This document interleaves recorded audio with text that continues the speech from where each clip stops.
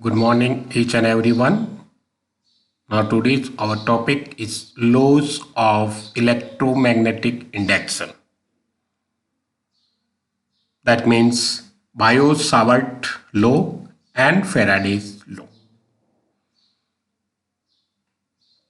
ये अपन अच्छी तरह जानते हैं कि एक करंट कैरिंग कंडक्टर है या वायर है। जब उसमें करंट चलता है वायर के अंदर तो उसकी चारों तरफ सर्कुलर शेप में मैग्नेटिक फील्ड जनरेट हो जाता है। तो बायो-सावर्ट लॉ के अंदर अपन को ये स्टडी करनी है कि इस करंट कैरिंग कंडक्टर से आर डिस्टेंस पे कोई पॉइंट है दूर पी, उस पे इस मैग्नेटिक फील्ड जो जनरेट हो रहा है उसकी स्ट्रेंथ क्या होती है। तो नाउ स्टेटमेंट क्या कहता है, ये आपका करंट कैरिंग कंडक्टर है। यहां से पी पॉइंट पे अपन को मैग्नेटिक फील्ड की strength, that means magnetic field intensity निकालनी है। तो कितनी आएगी वो, तो अपन क्या कर रहे हैं इसके लिए, जैसे ही ये इसके अंदर करंट फ्लो हो रहा है तो यहां पे एक मैग्नेटिक फील्ड जनरेट हो गया इस सर्कुलर शेप के अंदर। नाउ फॉर इसके लिए अपन क्या करते हैं, एक स्मॉल एलिमेंट डीएल लेते हैं और यहां डीएल से कितनी डिस्टेंस पे पॉइंट है, पी आर डिस्टेंस पे। और ये जो एलिमेंट डीएल है इसके और पी को ज्वाइंट करने वाली लाइन आपस में थीटा एंगल बनाती है, ठीक है। तो यहां जो आपका इसके अंदर डीएल के अंदर जो करंट चलेगा वो हो जाएगा आई डीएल। ये एक वेक्टर के फॉर्म में मिलेगा आपको, यहां करंट इस डायरेक्शन में चलेगा तो आई डीएल वेक्टर। और यहां जो एक आर, ये एक पोजीशन वेक्टर है। दो तरह के वेक्टर हो गए आपको, ये पोजीशन वेक्टर और आई डीएल वेक्टर। और ये वेक्टर इनका क्रॉस प्रोडक्ट यानी I dl into cross are vector, ये आपको डायरेक्शन देगा यूनिट वेक्टर एन कैप, ठीक है। तो सबसे पहले स्टेटमेंट क्या होगा, स्टेटमेंट क्या होगा आपका, magnetic field strength at point P किसके कारण हो रहा है, due to current carrying conductor. इस क्या होगा आपका, अब यहां छोटा सा आपने डीएल एलिमेंट लिया तो आपका जो मैग्नेटिक फील्ड स्ट्रेंथ होगी वो डी बी वेक्टर होगी, ये डायरेक्टली प्रोपोर्शनल टू करंट। जितना ज्यादा करंट होगा वहां बी उतना ही ज्यादा होगा। DB is directly proportional to dL element. जो एलिमेंट ले रहा है वो जितना बड़ा होगा उतना ही बी भी ज्यादा होगा। DB vector is directly proportional to sine theta, यानी angle between the dl element and line joining the P, बीच के एंगल के साइन के डायरेक्टली प्रोपोर्शनल टू होगा। और ये inversely proportional to the distance of point P from dL element, here it is R. तो ये हो गया 1/r²। इन सबको क्लब करने पर डीबी कितना आ जाएगा, और प्रोपोर्शनलिटी कांस्टेंट हटा देते हैं तो अपन एक value mu dot 4 pi, mu is absolute permeability of free space and तो I d L sine theta upon r²। और ये जो आपका फॉर्म आया है ये ओनली मैग्नीट्यूड फॉर्म में है।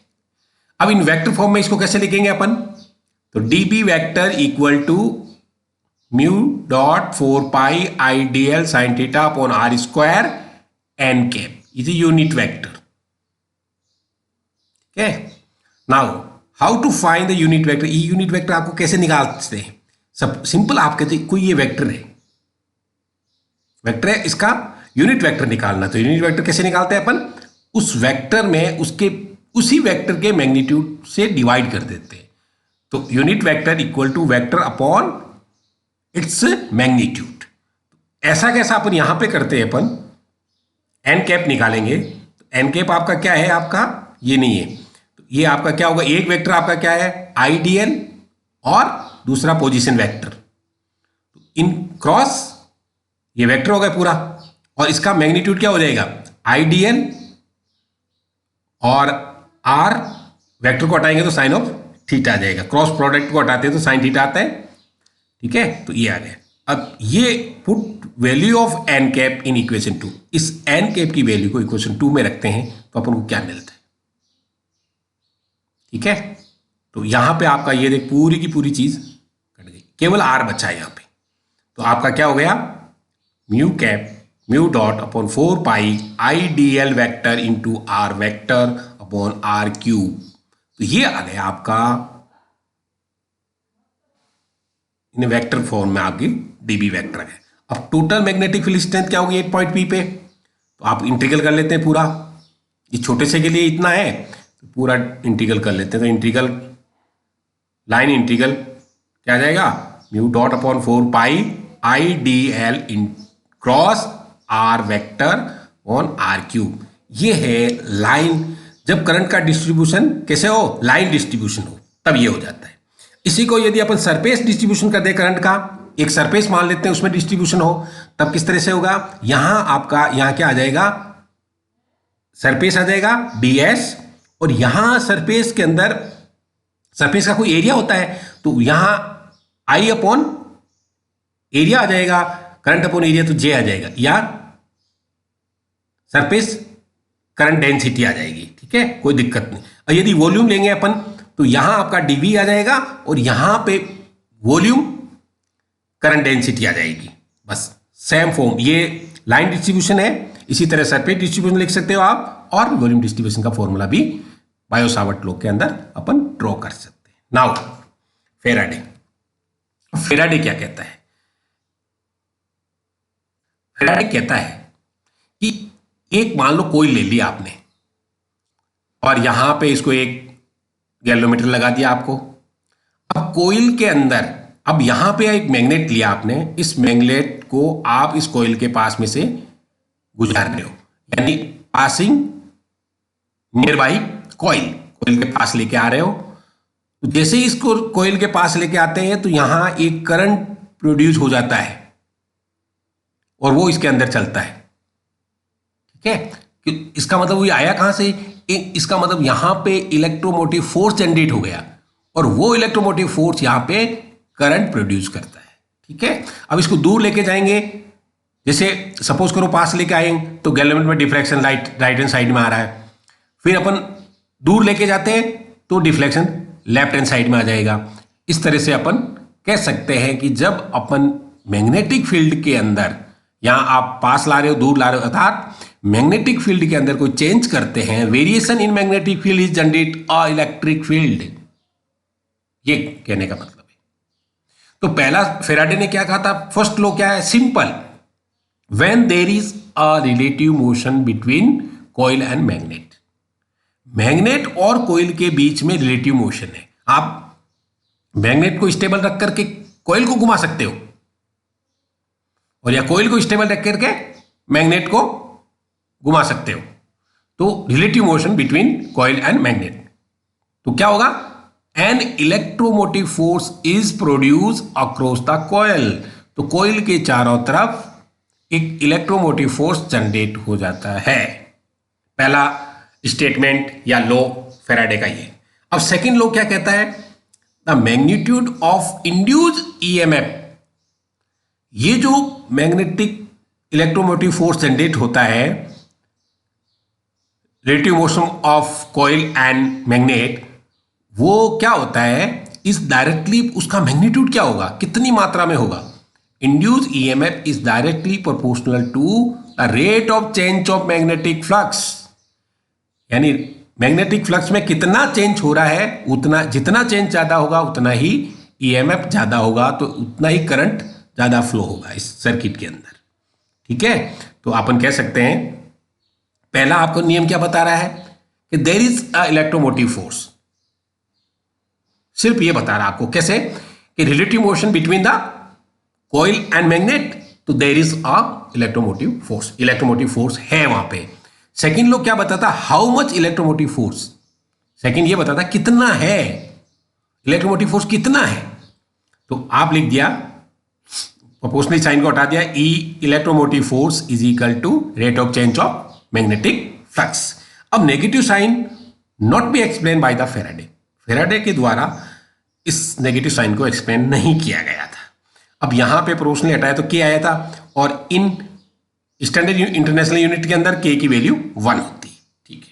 अब ये नेगेटिव साइन कैसे आया, इसके लिए थोड़ा सा आपको लेंस का नियम पढ़ना पड़ेगा। वो लेंस क्या कहता है, यहां देखिए लेंस क्या देता है, यहां देख, सिंपल आपको समझ में आ जाएगा। इस मैग्नेट को मैं पास में ला रहा हूं, तो यहां पे आपका जैसे जैसे पास में लाऊंगा मैग्नेटिक फ्लक्स चेंज होगा, तो यहां करंट जनरेट होगा। तो यहां पे एक पोल क्रिएट हो जाता है, और किस तरह का पोल क्रिएट होगा, और इस तरह का पोल क्रिएट होगा कि वो इस आने वाले मैग्नेट का अपोज करे। तो यहां क्या, कौन सा पोल जनरेट हुआ, जब पास में लेके आ रहे हैं तो एन पोल, तो एन, अब अपन मैग्नेट पास में लेके आ रहे हैं और एन इसको पास में नहीं आने दे रहा है। इसका मतलब हुआ जिसकी वजह से ये क्रिएट हुआ, जिसकी वजह से ये जनरेट हुआ, उसका ये अपोज करता है। अब यहां पे देखो मैं मैग्नेट को दूर लेके जा रहा हूं, तो यहां पे एस पोल जनरेट हो गए, तो एस क्या करेगा, एन को अट्रैक्ट करेगा, पास में खींचेगा, और अपन दूर लेके जा रहे हैं, ये पास में खींच रहा है, इसका मतलब ये भी अपोज कर रहा है। तो अपन क्या कह सकते हैं, यानी उल्टा है, ये जिसकी वजह से ये जनरेट होता है, ये इलेक्ट्रोमोटिव फोर्स, उसी का ये अपोज करता है।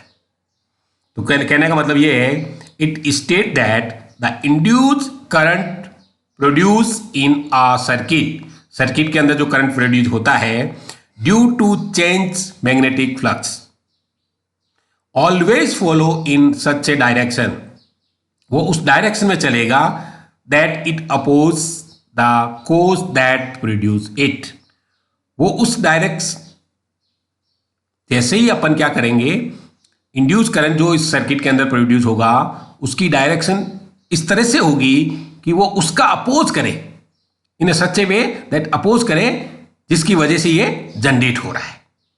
जैसे यहां मैंने अच्छी तरह समझा दिया कि मैग्नेट को पास में लाएगा तो एन हो जाएगा, जो इसको धक्का देगा, अपन पास में ला रहे हैं उल्टा, ठीक है। और इसको एक एग्जांपल के तौर पर इसे अपन देख सकते हैं कि जैसे कोई आदमी भाग रहा है, अब उसके ऊपर वही वजन बांध देते हैं अपन, तो उस वजन को अपन काइनेटिक एनर्जी कहां से मिली, तो आदमी की जो स्पीड है वो धीरे हो जाती है। क्यों हो गई, कि पहले जो काइनेटिक एनर्जी थी वो काइनेटिक एनर्जी किसको दे दी, उसने जो वजन बांधा उसको काइनेटिक एनर्जी मिल गई, तो उसकी स्पीड धीरे हो गई। उसका मतलब हुआ कि वो आदमी बोलेगा मुझे कोई रोक रहा है, तो इसका मतलब हुआ कि उसने जो काइनेटिक एनर्जी जिसको दी है, जिस वजन लगाया आपने, जिस वजन को उन्होंने काइनेटिक एनर्जी दी, उसी का वही वजन उसका अपोज कर रहा है, मतलब उसको रोक रहा है। तो that is the simple example of Faraday law, इसलिए ये नेगेटिव साइन आता है, ठीक है। Now thank you for watching this video. Any information query, please contact me at grphysics1974@gmail.com. Sir Punaram, Assistant Professor, Department of Physics, Engineering College, Rajasthan.